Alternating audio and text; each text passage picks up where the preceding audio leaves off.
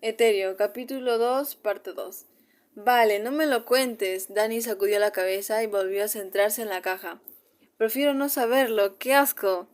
En esa pequeña pausa, Victoria aprovechó para inventarse una historia cualquiera que fuera creíble. No rompí ningún brazo, repuso. Hizo que me quedara a limpiar el local, yo sola, ¿recordéis? Bueno, pues cuando fui a despedirme lo encontré borracho en su mesa. Le dije que tenía que irse a dormir e intenté acompañarlo, pero en las escaleras no pude sujetarlo y se cayó hacia atrás. Se rompió el brazo, lo llevé al hospital y ya sabéis el resto. Ella aguardó a ver si la mentira había sido creíble. Le había sonado bien, y eso que tampoco mentía demasiado. Bueno, eso no es tan interesante, comentó al final Margo, cuyo enfado había disminuido, pero me conformo con que se rompiera algo. Victoria sonrió un poco divertida, pero toda risa desapareció cuando miró a su lado y vio la mesa en la que habían dejado a Andrew el día anterior. Tragó saliva y terminó de abrocharse el abrigo. Yo ya he terminado, chicas. Nos vemos mañana. Oye, Vic. Daniela le hizo un gesto para que se acercara. Tenemos que hablarte de algo. Victoria se había acercado tranquila, pero enseguida se tensó. ¿Qué pasa ahora? No es nada malo, aseguró Dani enseguida. Margot, díselo tú. Tú has empezado, reina. Termina tú. Pero a mí no se me dan bien estas cosas. ¿Y a mí sí? Tú eres mucho más insensible que yo, a que te doy con la bandeja en la cara. ¿Lo ves? ¿Se puede saber qué pasa? Se impacientó Victoria. Daniela respiró hondo y la miró. Jaime ha empezado a salir con una chica. Oh, mierda. Victoria dudó unos instantes antes de poner su mejor cara de me da absolutamente y totalmente igual por fuera, pero por dentro estoy matándome. Y a sentir una vez con la cabeza. Ah, vale. Dani puso una mueca. La vi ayer. Parecía simpática. Pues me alegro por él. ¿Estás bien, Vic? Margo la miró. Perfectamente. Me alegro mucho por él. Muchísimo. Es genial. Qué perfecto todo. No se alegraba en absoluto. Jaime había sido su amor del instituto, y con eso se refería a que su primer beso, su primera vez y su primer todo. Se habían conocido desde la infancia y la verdad es que Victoria no estaba segura de cuál fue el momento exacto en que empezaron a verse el uno al otro con otros ojos. Supuso que había sido cuando un día cualquiera Jaime se había plantado en su camino en medio del pasillo y le había preguntado si quería probar su moto nueva con él. Victoria aceptó sin estar muy segura de por qué lo hacía. Aunque, técnicamente, la moto no era nueva. Solo la había robado a su hermano mayor para impresionarla. Y solo consiguió que ese hermano los pillara en medio de su cuarta cita y empezara a gritarles antes de quitarle la moto. El pobre Jaime la acompañó a casa andando, rojo como un tomate. Nunca supo el por qué, pero cuando llegaron, Victoria se acercó, se puso de puntillas y le dio su primer beso. Y a partir de ahí se convirtió en algo oficial. Lo cierto era que Victoria sí había querido a Jaime. Lo había querido tanto que a veces seguía mirando sus fotos en el instituto y preguntándose qué habría pasado de no haber llegado a la conclusión unos años atrás de que lo suyo no avanzaba. Se había sentido estancada en la relación. Ya no hacían nada juntos, ya no sabían de qué hablar, ya no proponían planes, ni siquiera el sexo era del todo bueno, pero ninguno era capaz de hacer algo al respecto. Era como si ambos supieran lo que había que hacer, pero ninguno se planteara hacerlo de verdad. Al final fue Victoria la que lo invitó a su casa y le dijo que lo mejor para los dos era que eso no siguiera. Tenían derecho a encontrar a alguien que los quisiera como debía ser. Jaime lloró al principio, pero cuando se fue parecía haberlo entendido. Victoria, en cambio, se echó a llorar en cuanto se fue, y durante más de 2 semanas revisó todas y cada una de sus fotos juntos, sus regalos, sus cosas, y como si ya nunca fuera a ser igual, y aún así sintió que había hecho lo correcto. Sin embargo, Jaime contactó con ella 2 meses más tarde. Tuvieron una breve conversación sobre seguir siendo amigos y de alguna forma terminaron quedando para ir a dar una vuelta por el parque. como solían hacer antes. Repitieron lo mismo durante varios días y Victoria se sintió tan cómoda con él como lo había estado en el instituto. Le gustaba a Jaime como amigo, mucho más que como pareja. Y bueno, si alguna vez los dos estaban sin pareja y necesitaban desahogarse un poco, ambos sabían que una llamada era más que suficiente porque seguían entendiéndose en la cama, mejor incluso que antes. Así que el hecho de que Jaime tuviera pareja significaba algo muy claro. Victoria se había quedado sin sexo por una buena temporada. Yupi. Bueno, igual no una tan larga porque realmente las relaciones de Jaime no solían ser muy duraderas. Como mucho duraría 1 o 2 meses, pero sabía que cada vez que tuviera ganas de llamarlo, se acordaría de que él sí tenía pareja. Se deprimiría e iría a pedirle a su vecina que le horneara algo con chocolate para mirar una película romántica y llorar mientras se lo comía y Bigotitos le juzgaba desde el sillón. ¿Y si mañana vamos a bailar y a beber un poco? Sugirió Margot al verle la cara. Por favor, suspiró Victoria. Dani, en cambio, pareció algo reacia. No sé. Venga, no seas aburrida, insistió Margot. No es que sea aburrida, es que no me gustan las discotecas. Me agobia tanta gente junta. Tranquila, eso se te pasará en cuanto bebas tu primera copa. Hasta mañana, Vic. Nos vemos. Se colgó el bolso en el hombro al salir del local, rodeó el spray de pimienta con un puño dentro de este sin siquiera darse cuenta. Caleb había descubierto unas cuantas cosas interesantes de la señorita Codazo en muy poco tiempo. La primera fue que era de esas personas que conservaban los detalles de cualquier cosa. Había visto en sus cajones billetes de avión, entradas de cine, pases de teatro e incluso vales usados de museos, además de un montón de fotos de recuerdos de lugares como esos. En su mayoría todavía era una cría, y salía con un chico que se preguntó si sería un amigo de la infancia o algo más. En otras era más adulta. Quizá prestó más atención de la necesaria a esas últimas. También había descubierto que, pese a eso, no tenía muchas fotos solas. En todas salía con amigos, con familia o con mascotas. Las únicas fotos individuales que tenía era de cuando ella era tan solo un bebé. Se preguntó por qué sería. También se reafirmó en que era ordenada. Tenía una estantería llena de libros que estaban ordenados perfectamente según sus tamaños. Caleb terminó de meter uno que estaba ligeramente sacado y vio que había un pequeño hueco en los del final. No tardó en descubrir que el libro en cuestión, el retrato de Dorian Gray, estaba en su cómoda junto a una lámpara rosa con pequeñas flores. Honestamente, no habría sido el primer libro que habría apostado que descubriría que leía. Su cama desprendía un olor a lavanda, tan fuerte que Caleb casi tuvo la tentación de hundir la nariz en una de las almohadas rosas, celestes y asquerosamente cursis, pero se contuvo. No le pareció muy profesional.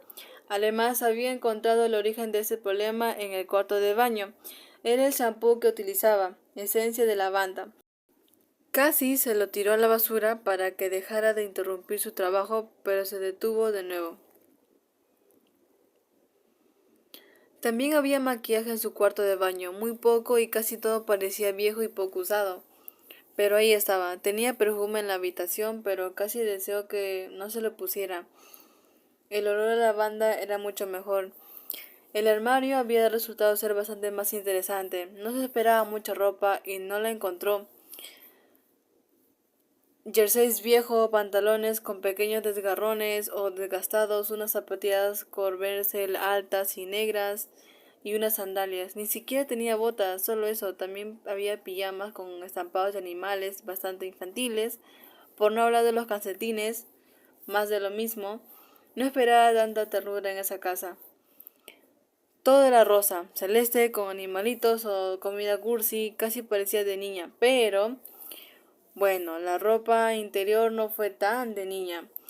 No se sintió orgulloso de sí mismo por mirarla. Sabía que estaba siendo un pervertido y que se merecía una bofetada, pero cuando abrió el cajón y vio lo que había dentro ya no pudo cerrarlo sin revisarlo un poco.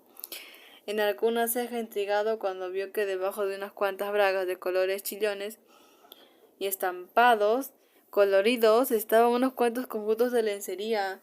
Levantó unas bragas negras diminutas y transparentes. Podría romperlas sin siquiera estirarlas demasiado, incluso aunque ellas las llevara puestas. Y quizá no debería estar pensando en eso. Volvió a dejarlas en su lugar y cerró el cajón de un golpe. Al volver al salón, el gato había desaparecido. No le preocupó demasiado y ahí tampoco encontró gran cosa. Descubrió que la comida recién horneada era un bizcocho de vainilla sin tocar.